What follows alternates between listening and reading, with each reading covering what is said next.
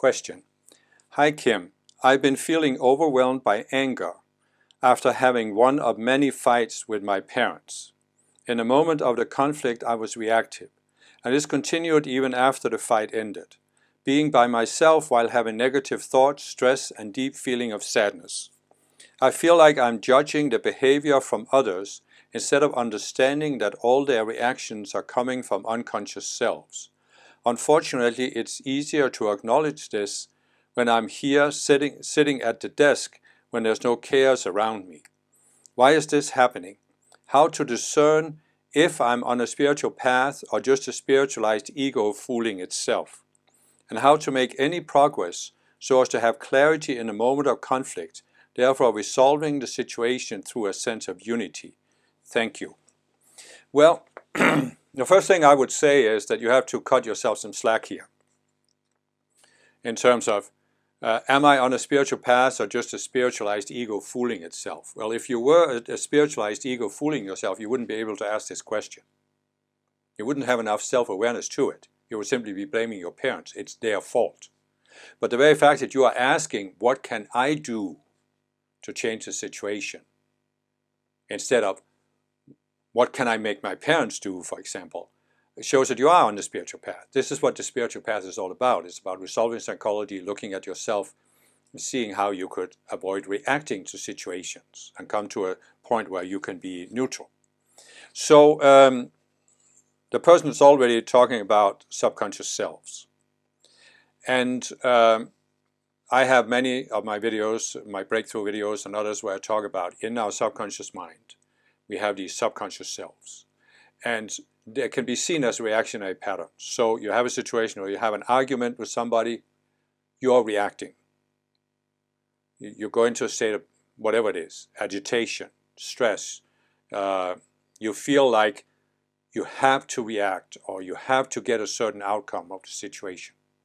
And this is the subconscious self. So in a sense, you're in a sense answering your own question, because the reason why you can't have clarity at the moment is there's a subconscious self that takes over your reactions.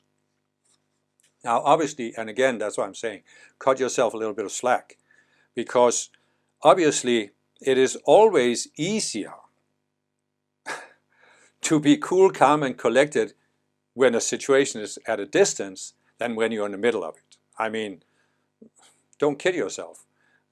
We can all get into situations where we are reacting to the situation. It's like you get in a situation and instead of seeing the situation in a relaxed or neutral way, you're now engaged. There's some emotional reaction. And you're straining, you're stressed a little bit. And this is of course a subconscious self. So how do you make progress towards having that clarity? Well, you have to resolve the subconscious self. But in order to do that, you have to come to see it.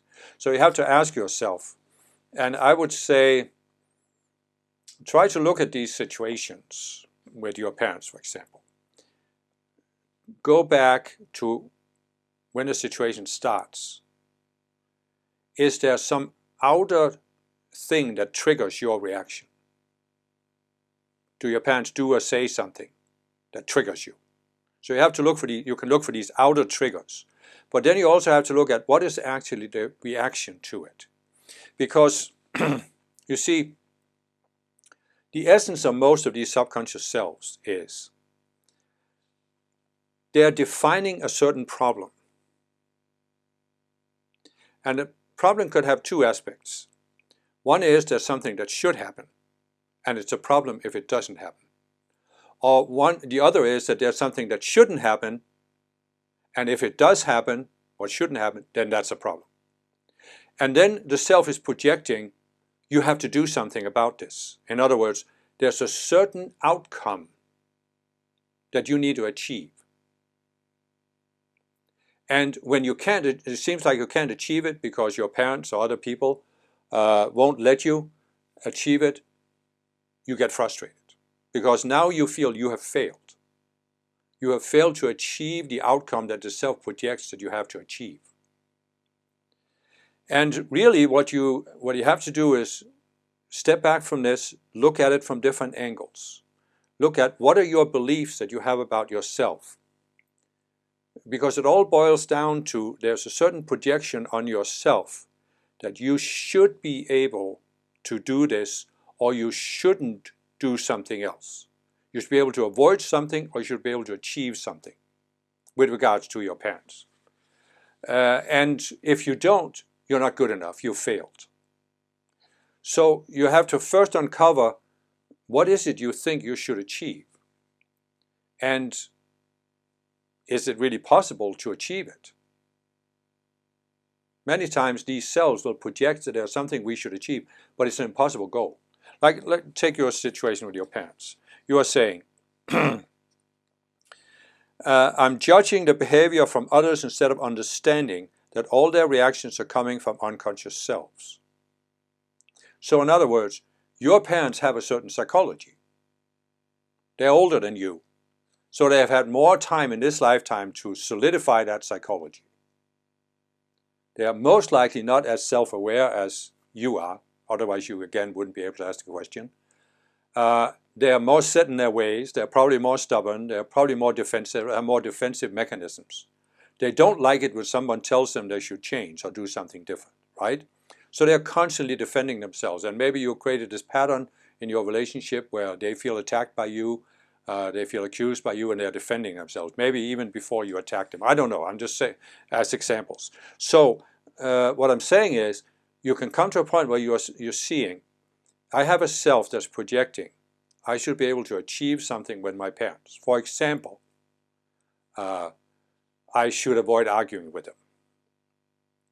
But they have such a solidified psychology of all these subconscious selves that you can't say anything to them without it turning into an argument. There are people like that. They take everything personally and they defend themselves by accusing you.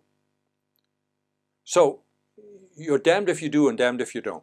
So that's what I'm saying. If you come to this point where you realize, I have a self that's projecting, I should be able to achieve perfect harmony with my parents. And because of their psychology that I'm not in charge of, it's just impossible. Then you can say, why am I having this self around? Why am I trying to achieve this goal? Whatever it is with you, you're trying to achieve something with your parents.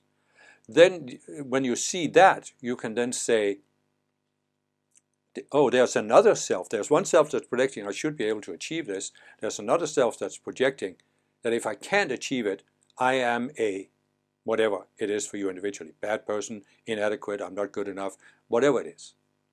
So you can then pull these two subconscious selves out of the subconscious mind where they're hiding. And you can say, one is projecting I should achieve something that is impossible, and another is, by golly, condemning me for not being able to do what's impossible. Does this make any kind of sense? Isn't this just complete nonsense? And when you see this and really experience that, the conscious, you can step outside of it and you can say, I'm not doing this anymore. I am not doing this anymore. I'm not repeating this pattern. I'm just letting these selves die. I'm letting them go. That's it. And then you can achieve a release. And what I'm saying is that when you follow this process, you can come to a point where you've resolved these selves. And you're talking about have clarity in a moment of conflict. Well, you can only achieve that if you're neutral because you're not reacting. When you are in a situation, as I said, you're reacting. And once you're reacting, there's a spiral that forms, and it's very difficult to pull yourself out of it. And so you can actually come to a point where you don't have the subconscious selves that are pulling you into reaction. Now, you may still have a certain, I've experienced that there can be, you can basically have resolved the self, but it's almost like there's a habit. It's almost like the old gramophone records, you know. They can get stuck in a groove, and they just keep repeating the same notes over and over again. And it's the same thing. It'll be a certain habit, and in order to break that, you have to build up another habit where you're observing yourself. When you are interacting with your parents, you are looking for these triggers, for example. And then you're realizing, Here's your parents, they're saying something to you. You used to react to this. But just before you go into reacting to it, there is a split second where you can choose. Will you react or will you choose not to react? It's Hamlet. To react or not to react? That is the question. And most people are not aware of this. And it takes a certain building up, a certain habit of observing yourself to become aware. There is that split second of decision where you can choose not to react. So what I'm saying is, even though you have overcome the self, you still have this habit pattern. And you may, for some time, for several times, need to be in a situation where you're consciously being aware of this and choosing, oh, I'm not going to react here. I don't have to react. And once you've done this a few times, the pattern is broken. The self is gone, the pattern is broken, and now you will resolve this situation through a sense of unity, as you say, because you're neutral.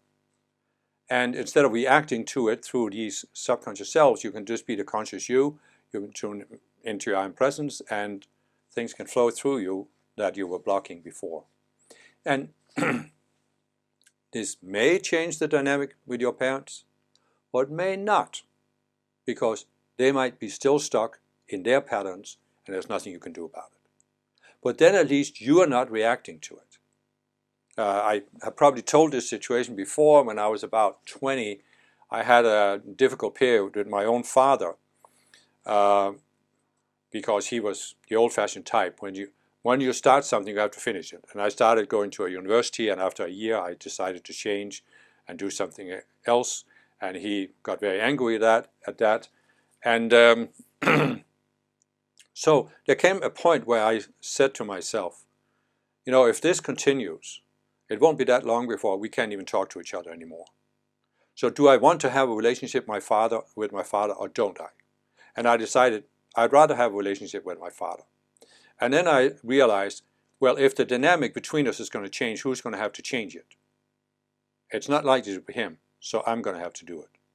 And so what I didn't know anything about subconscious selves at the time, but I made a conscious decision that every time he said something negative, I would stop defending myself and I would stop accusing him back, which was what I was in, the pattern I was in before. He would accuse me, and in order to defend myself, I would accuse him back. You know, it's this, you're accusing me of not being perfect, but if you're not perfect yourself, then you shouldn't be accusing me. You know, it's typical subconscious self. And so I decided to not do that. And this took a while. It took several months, maybe even 6 months or more. But when it was like I would always turn the conversation into something positive. And I would say something positive about him or whatever. And it took several months, but there came a point where my dad just couldn't keep being negative towards me. And after maybe a year or two, one day he said, out of the blue, yeah, I guess you're old enough to make your own decisions. And that was a big admission for him. So I'm just saying, what I'm trying to say is, maybe it takes time with your parents. Maybe you'll have to work at it. Or maybe it's just never going to happen. It may be that it's never going to happen. But I would, as a more positive approach, say, let's just give it some time. And I keep being neutral, I keep being positive. Because you could also say, you know, first of all, do you want to have a relationship with your parents? If not, then just, you know, leave them behind. But if you do, then what kind of relationship do you want? Do you want to have a positive relationship? Well, then you have to start by changing the tone so it becomes positive. Even no matter how much negativity they throw at you, you just have to respond with positivity. And then see if there's a change or not, and then after a while you can come to a point where you feel, I've had enough of this, I don't need to keep doing this, I really don't need this in my life. And then you can move on. And I know very well that with family members, whether it's children or parents, or siblings or spouses or ex-spouses, they usually get angry when you move on. if they've had this dynamic where they felt they had some kind of hold over you, they get angry if they feel you move on. So you just kind of have to be prepared for that also. It's really that many relationships, I would say most relationships, are based on this ownership model. My parents, my children, my spouse. But you don't own other people, and they don't own you. So, you know, and that's what I'm saying. If you come to a point where you're not letting other people own you because you don't want to own them, they might get angry because they feel like they don't have the hold over you they used to have. And they might really become agitated and angry over that. So I'm not saying it will always lead to a positive relationship with people. Sometimes you just have no other option than going your separate ways because they not only don't they want to get out of their psychology, but they don't want to change the dynamic of the relationship so that they no longer own you. They want to maintain that sense of ownership they had over you. And in that case, you might just have to say, okay, that's it.